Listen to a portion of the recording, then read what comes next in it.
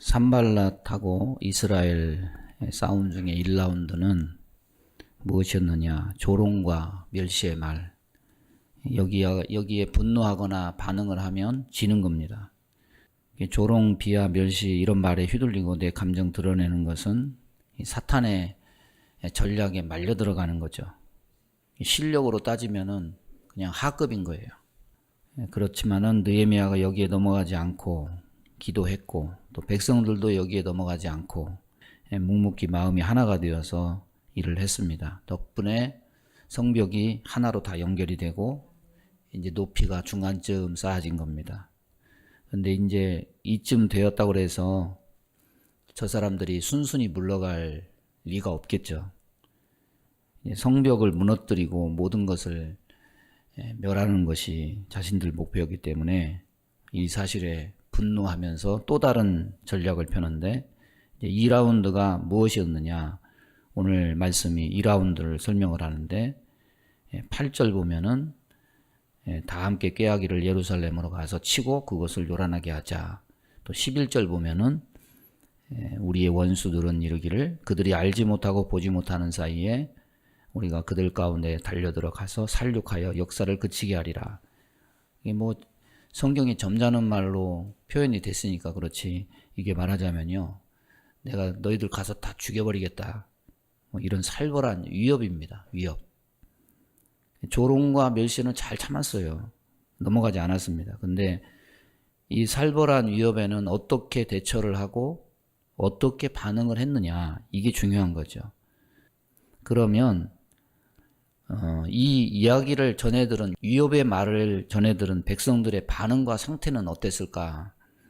10절에 보니까 유다 사람들은 이르기를 흙무더기가 아직도 많거늘 짐을 나르는 자의 힘이 다 빠졌으니 우리가 성을 건축하지 못하리라.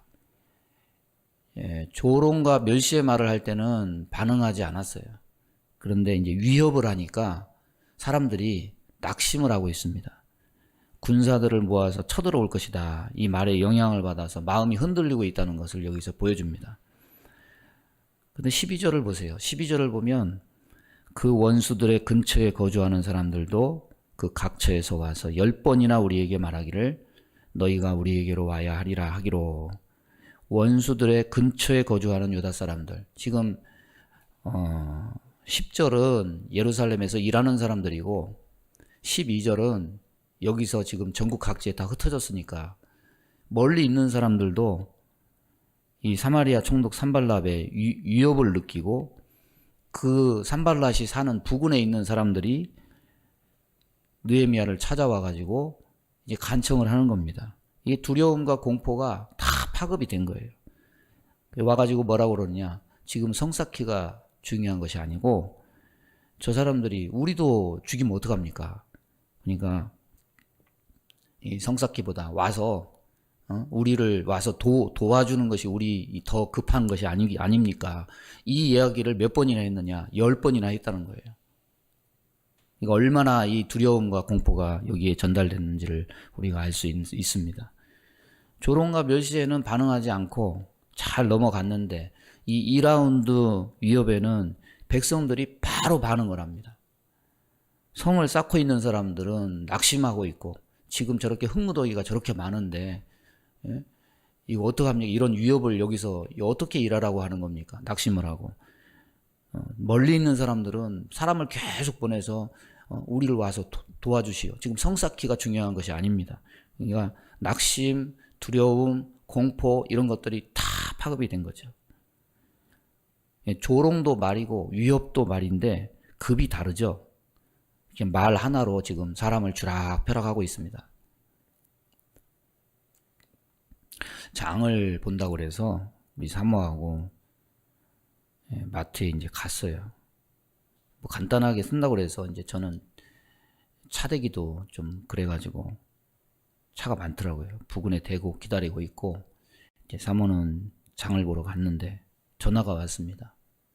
웨이팅이, 대기줄이 너무 길어가지고, 그러니까 뉘앙스가 그런 거예요. 지금 형편이 이러니까 장을 보고 장을 그만두고 그냥 가야 되지 않을까, 뭐 이런 뉘앙스로 이렇게 전화가 왔어요.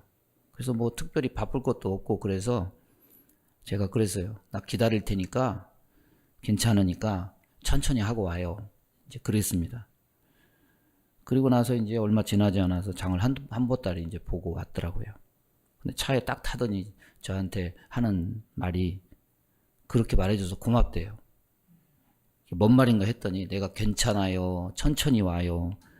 이 말이 사람을 얼마나 편안하게 하는지 당신하고 살면서 처음 알았다고. 네, 진짜. 나 죄인이 됐어요. 보통 제가, 왜 하나? 아직 멀었어? 이렇게 하면요.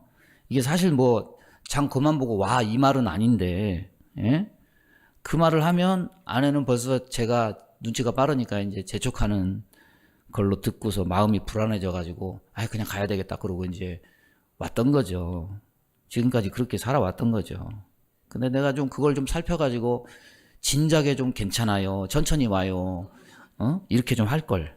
그 말 한마디에 마음이 풀어져가지고, 이렇게 마음이 편하게 장을 볼 수 있구나.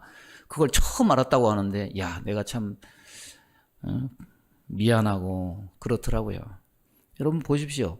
위협도 말이고, 천천히 와요. 이 말도 말인데, 이게 부정적인 반응을 끌어내든지, 긍정적인 반응을 끌어내든지, 실제적으로 우리가 말 한마디에 얼마나 많은 영향을 받고 있는가, 이거 보여주지 않습니까? 다 가서 죽여버리겠다.